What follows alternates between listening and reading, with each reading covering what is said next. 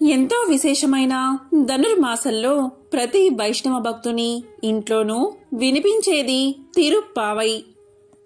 తిరుమల తిరుపతి దేవస్థానంలో కూడా ఈ 30 రోజులు సుప్రభాతానికి బదులు తిరుప్పావై గానం చేస్తారు. సాక్షాత్తు భూదేవి అవతారమే గోదాదేవి. విష్ణు చిత్తుని కుమార్తె అయిన గోదాదేవి 30 పాసురాలు రచించి పాడి విష్ణు కృపకు పాత్రురాలై శ్రీరంగనాథుల్లో ఐక్యమైంది. ఈ 30 పాసురాలను రోజుకొక పాసురం చొప్పున గానం చేస్తారు. మొదటి 5 పాసురాలు ఉపోద్ఘాతం, తిరుప్పావై యొక్క ముఖ్య ఉద్దేశాన్ని తెలియచేస్తాయి. తిరుప్పావై 2వ పాసురం.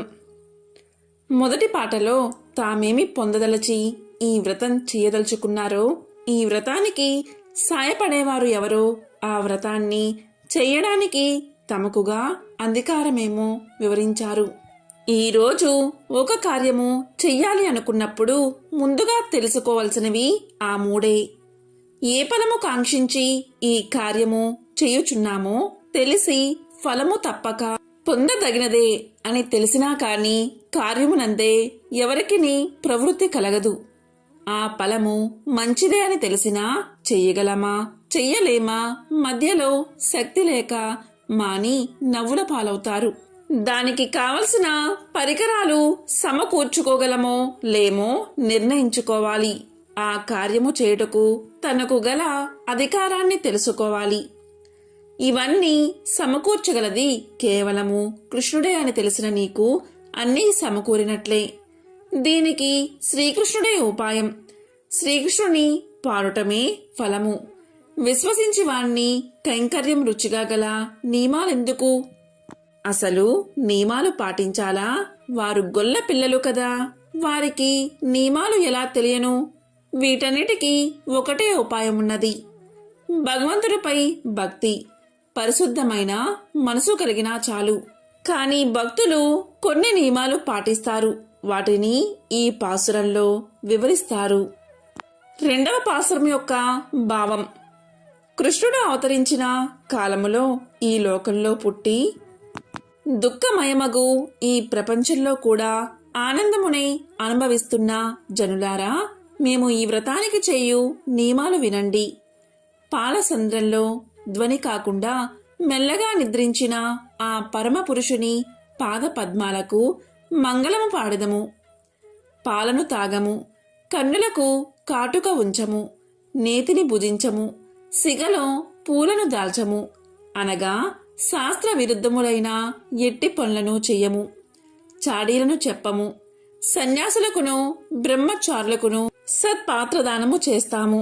ఇంకను ఉజ్జీవించు మార్గములేవైనా ఉన్నా వాటిని తెలుసుకుని సంతోషంతో ఆచరిస్తాము. ఈ విధంగా ఈ ధనుర్మాస కాలమంతా కొనసాగిస్తాము. దీన్నంతా విని మీరు ఆనందింపగోరుచున్నాము. ఈ మాలికలో గోదాదేవి వ్రతాన్ని చేయడానికి కొన్ని నియమాలను వివరిస్తుంది.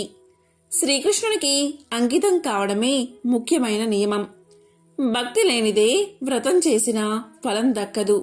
శ్రీకృష్ణునికి అంకితం కావడం, ఆయన అనుగ్రహం మాత్రమే కోరడం, ఇవే ముఖ్యం.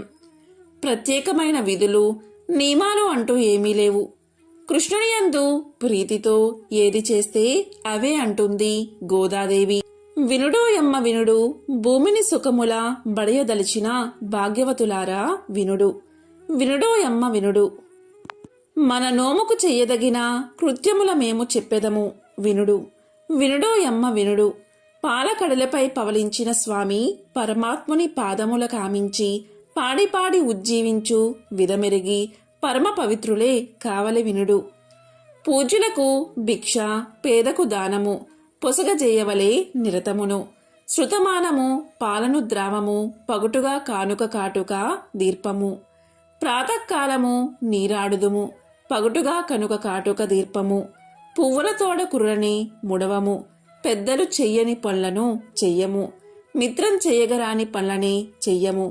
చేటు మాటలను చెప్పగబోము, చేరదలచునా గమ్యము వీడము. చేరగ శ్రీపతి వేడుకుందుము, వినుడోయమ్మ వినుడు. తమతో వ్రతానికి రాబోతున్న గోపికలను ఉద్దేశించి తామీ వ్రతంలో చేయవలసినవి చేయకూడనివి ఇందులో వివరించారు. ఓం నమో నారాయణాయ.